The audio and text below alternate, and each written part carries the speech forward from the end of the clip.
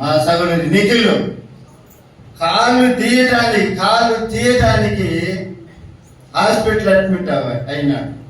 కాలు తీయటానికి దేవుడు కాలు తీయకుండా ఆపరేషన్ జరిగించాడు. హల్లెలూయా, హల్లెలూయా.